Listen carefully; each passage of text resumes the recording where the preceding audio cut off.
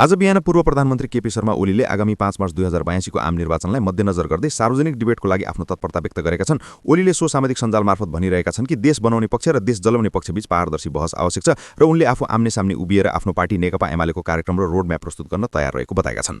तर केही घण्टामा मात्र राष्ट्रिय स्वतन्त्र पार्टीका प्रधानमन्त्री उम्मेद्वार बालेन्द्र बालिन शाहले यस प्रस्ताव अस्वीकार गरेका छन्। बालेनले ओलीसँग एउटै मञ्चमा बहस गर्न नचाहने स्पष्ट प्रतिक्रिया दिएका छन्। कारण उनले अहिलेको राजनीतिक विवाद र भद्र 23-24 आन्दोलनमा भएको रहस्यमय हिंसा र 76 मानिसहरूको मृत्युलाई जोड्दै ओलीको पक्षलाई देशलाई जलाउने आतंकवादी वा जिम्मेवार देखाएको आरोप लगाएका छन्।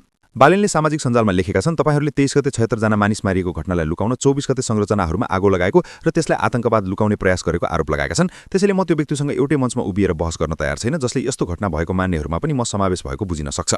यो विवाद केही महिना अघि देशभरि फैलिएको जेनजी आन्दोलनसँग पनि जोडिएको छ, जसमा सामाजिक सञ्जाल प्रतिबन्ध, भ्रष्टाचार र प्रशासनमा जवाबदेहिताको माग गर्दै आन्दोलनरत युवाहरू र सुरक्षाबीचको झडपमा कम्तीमा 76 जनाको मृत्यु भएको थियो। त्यसपछिको राजनीतिक व्यथिति, संसद विघटन, प्रधानमन्त्री ओलीको राजीनामा र नयाँ चुनाव घोषणा गरिएको थियो।